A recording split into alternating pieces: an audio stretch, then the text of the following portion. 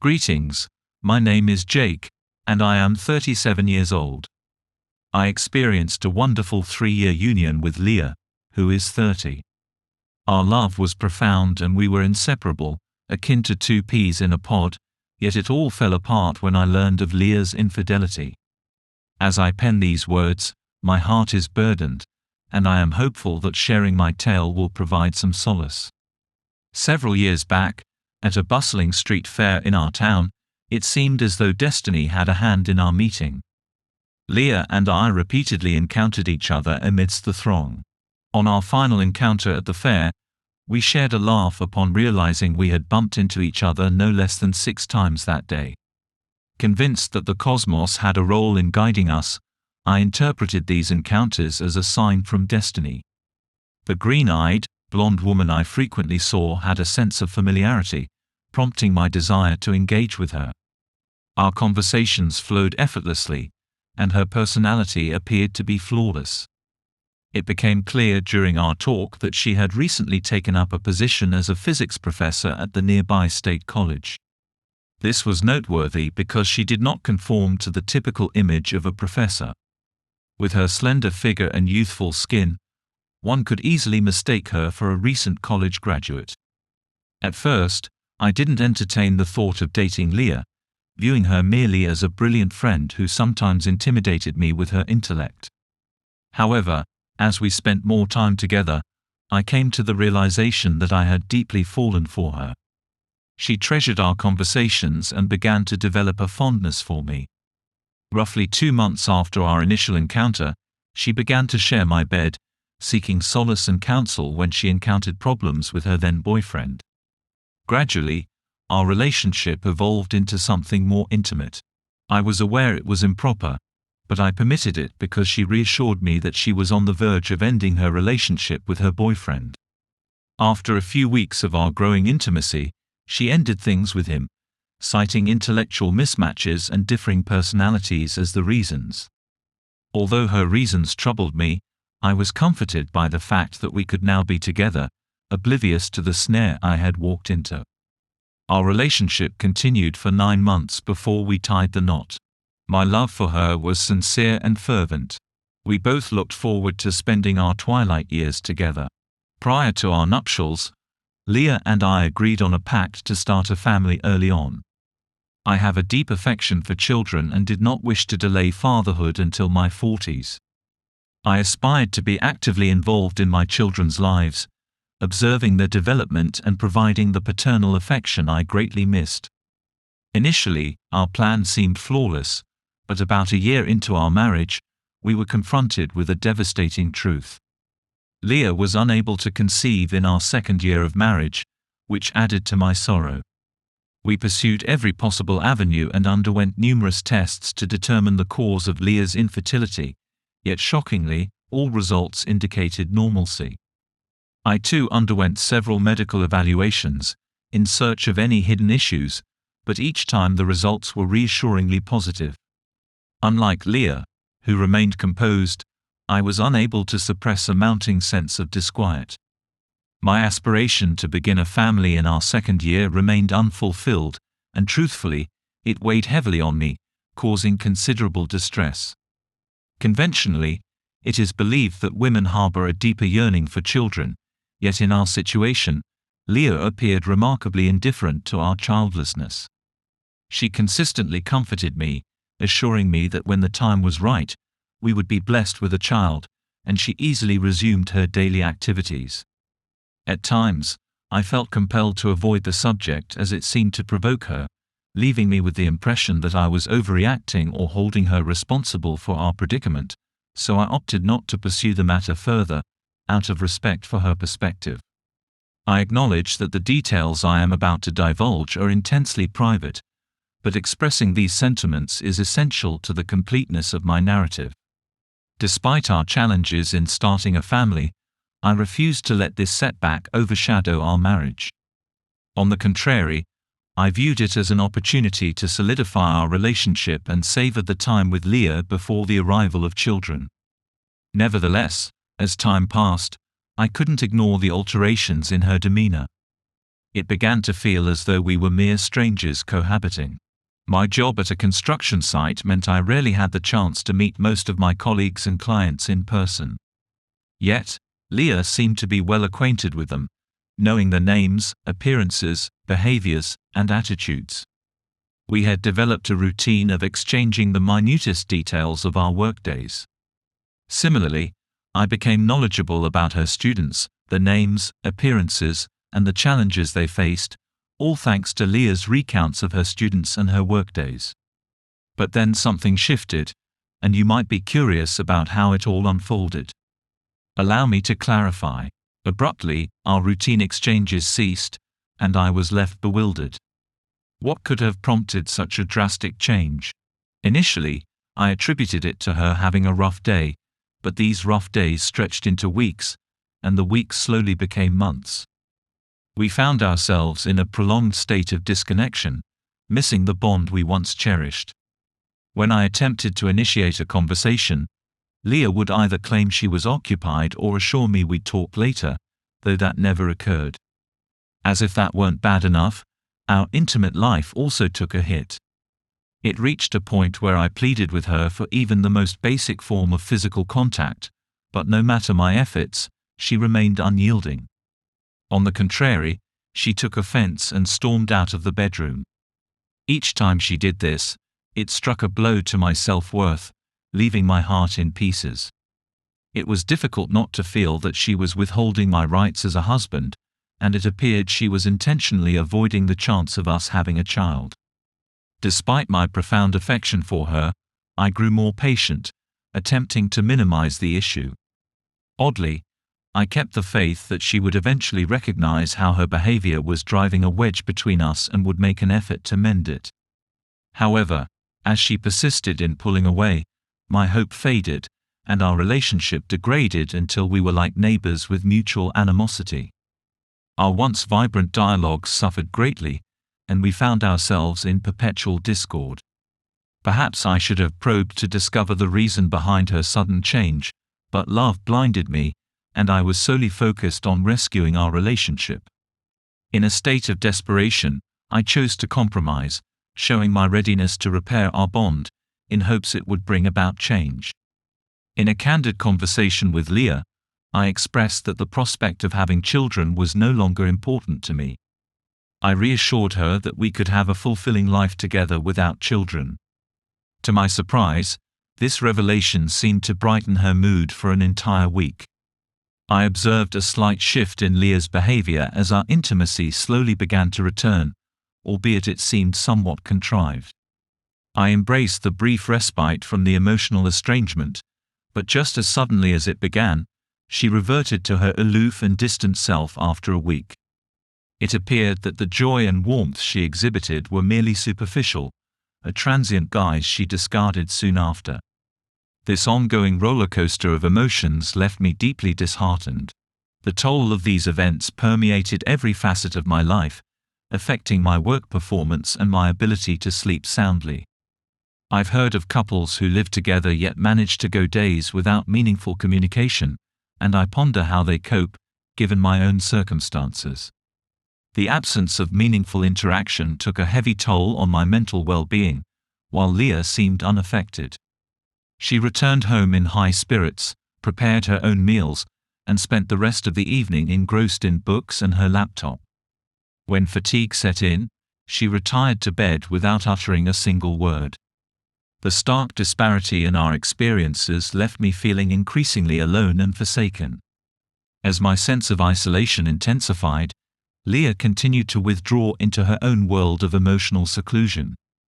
With our third acquaintance anniversary approaching, I resolved to make a change and dedicated an entire week to celebration.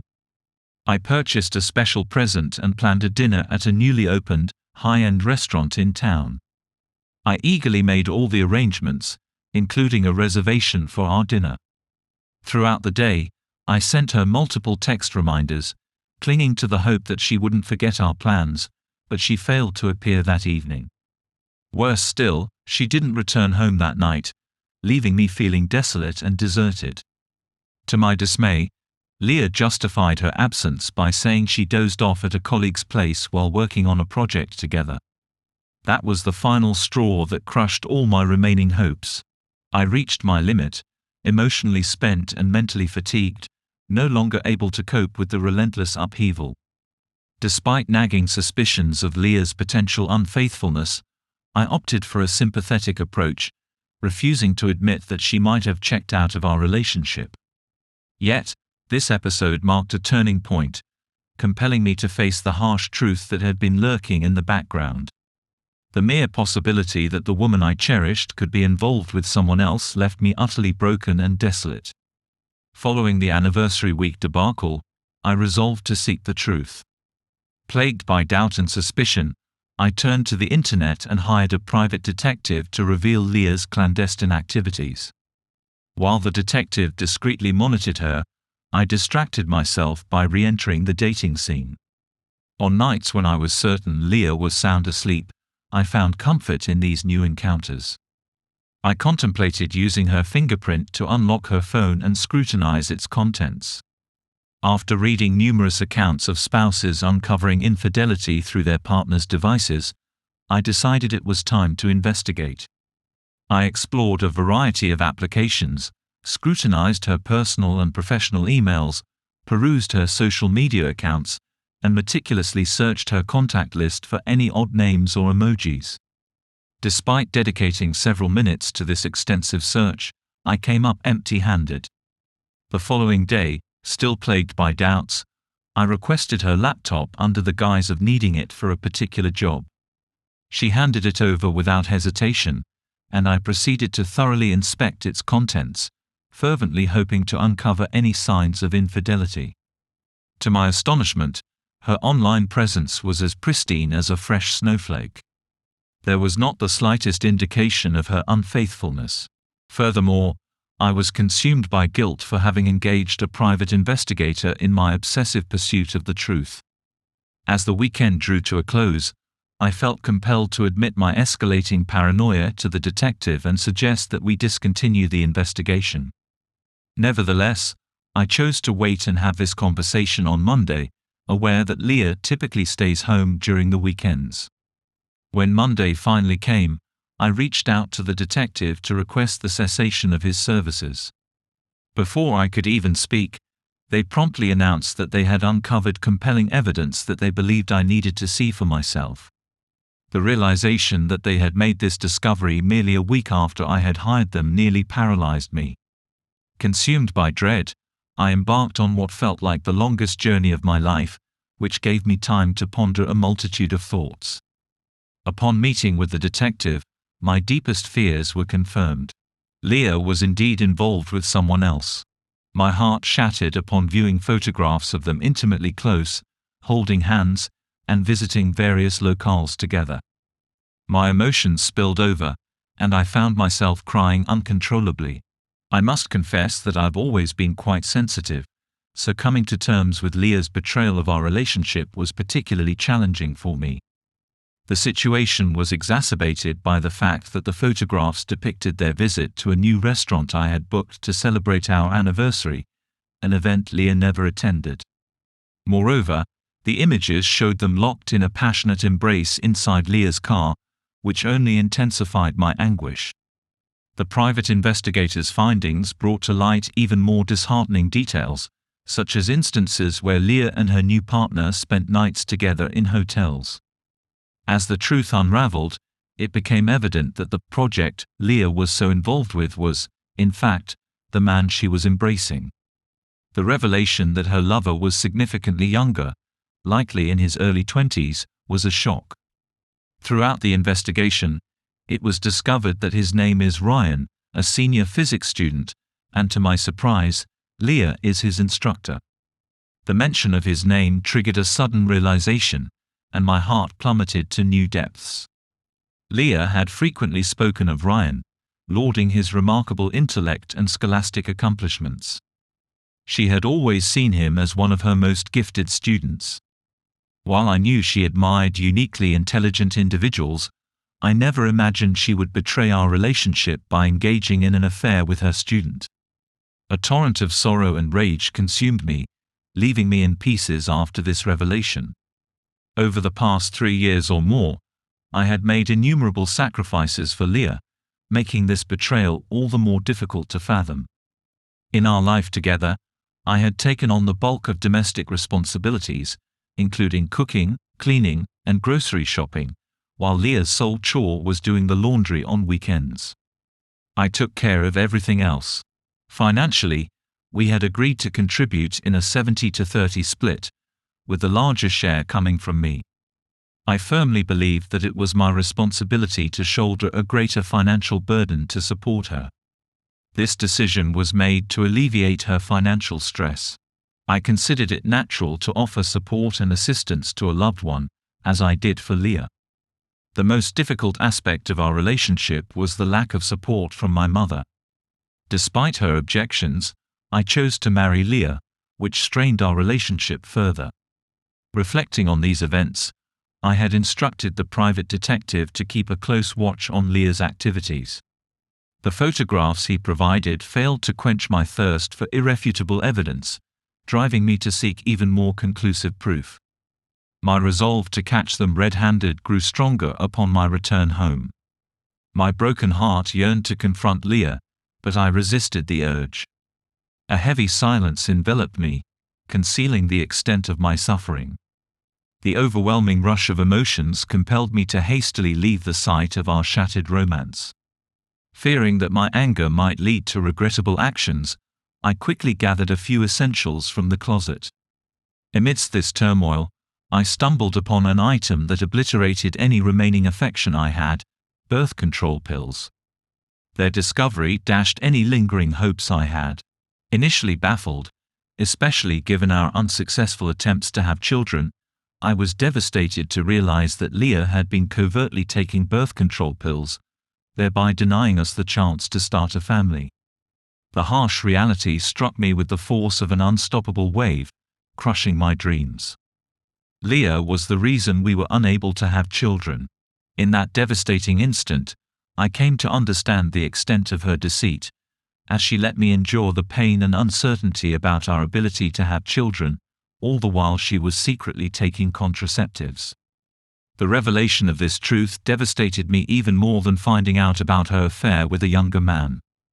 Overwhelmed by grief, I held the contraceptives in my hand, tears pouring down my cheeks, as I tried to make sense of her treachery.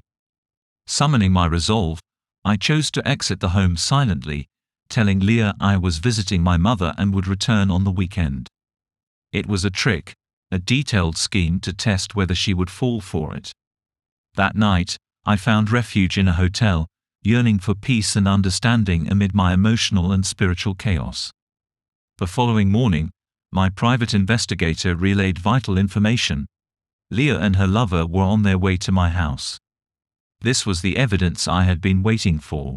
Caught in a whirlwind of emotions, including rage and a sense of betrayal, I longed for a dramatic confrontation with Leah. Inspired by videos of people boldly confronting their cheating partners, I decided to do the same. To document this crucial encounter, I employed a videographer to record every aspect. Accompanied discreetly by the videographer, we arrived at my home just after Leah and Ryan did. Ready for the confrontation, I was emotionally primed to face them. Rather than initiating a conflict right away, I opted to wait until they were inside the house.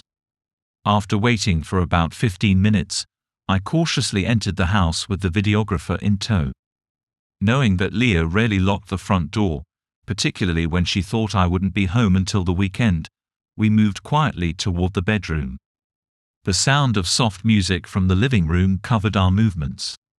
Standing outside the bedroom door, a whirlpool of emotions roiled within me. A mix of anticipation and fury propelled me to act decisively. Without a second thought, I burst through the door, shattering the veil of secrecy around their infidelity. Amidst the upheaval, I instructed the videographer to film Ryan and Leah in bed together. Witnessing their infidelity in person intensified my anger.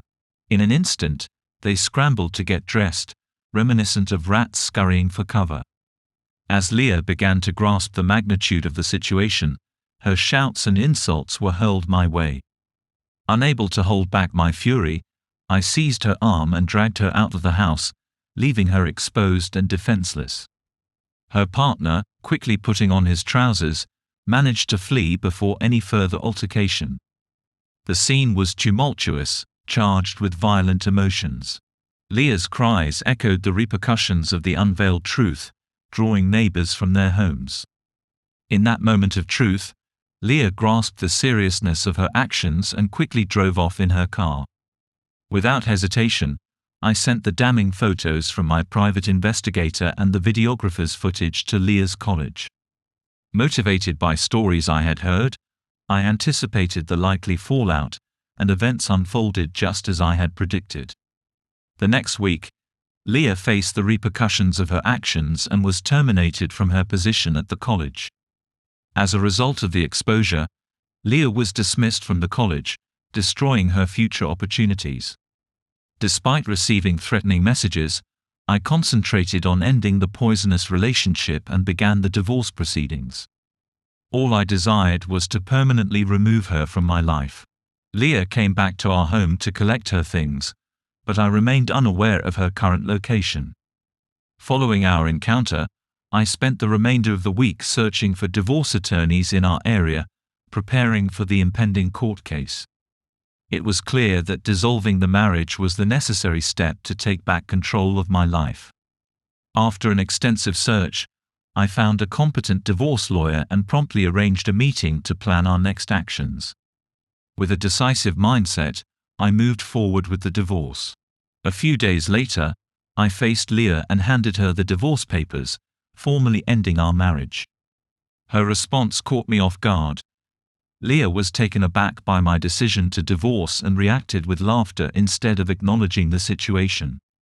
She claimed that marrying me was an act of charity, insinuating that I was intellectually beneath her. Although wounded, I concealed my astonishment with a smile, unwilling to let her see the depth of my hurt from her harsh words.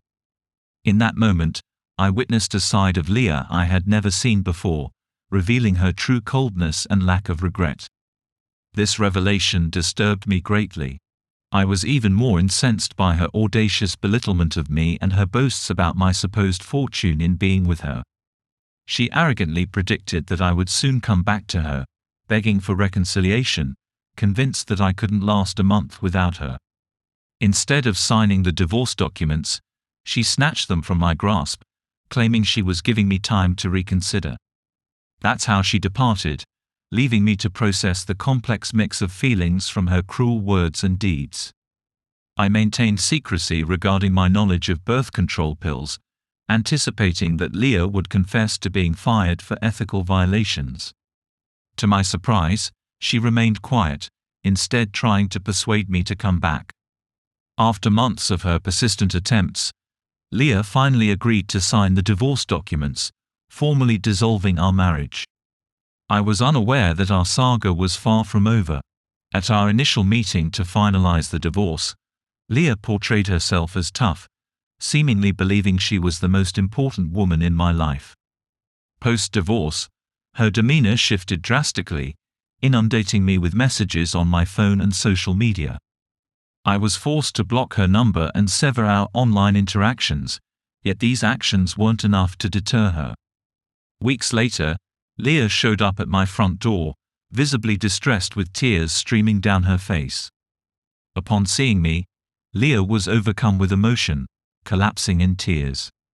She implored me for forgiveness, vowing to undergo a complete transformation.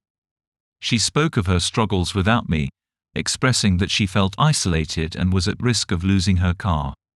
Having lost her job and damaged her reputation, Leah found it increasingly challenging to secure employment elsewhere. Witnessing her in such a vulnerable state tugged at my heartstrings, and I listened to her sorrowful appeals. Despite the hurt I had caused her, I could not turn a blind eye to her distress. This situation tested my determination, confronting me with the intricate nature of forgiveness and empathy. When Leah stood before me once more, my anger resurfaced. She had squandered her savings on a younger boyfriend, indulging him with extravagant meals and designer clothing. Now, she stood in front of me, destitute and desperate. Instinctively, I shut the door in her face, excising her from my life, but she was relentless, attempting to force her way back in. After her initial pleas were unsuccessful, she played another card. Taking a deep breath, she confessed that she had something important to disclose. Curious yet cautious, I allowed her to speak. As she began to speak, the harsh reality was revealed. She had been secretly taking birth control pills during the entire 2 years we were trying to have a child. This admission left me in shock, my disbelief tinged with the anger that still simmered within me. Leah admitted to using birth control because she wasn't ready to be a mother at that time, but now claimed she was ready and willing to do everything possible to conceive if I took her back. She envisioned a future with the happy family I had always longed for. Despite my reservations, I listened to her explanation. After she finished, I calmly informed her that I was already aware of the birth control pills, observing her reaction of surprise and realization. Looking Leah in the eyes, I candidly expressed my feelings. I explained that while I could contemplate forgiving her betrayal, the deeper injury she caused by deceiving me was irreparable. It was the realization that I had been played for a fool. I was aware of her knowledge of my concerns for our relationship and my earnest prayers for a resolution when all seemed lost. Throughout it all, she kept silent, allowing me to suffer needlessly and repeating her belittling remarks. It was disheartening to realize that I believed we were united in our efforts towards a shared goal, but her silence had misled me. Reflecting on the matter, I acknowledged my fault in allowing doubts to infiltrate my thoughts. I should have been more observant of changes in her behavior and suspected that she was aware of our difficulties. Yet, I dismissed these concerns as mere paranoia.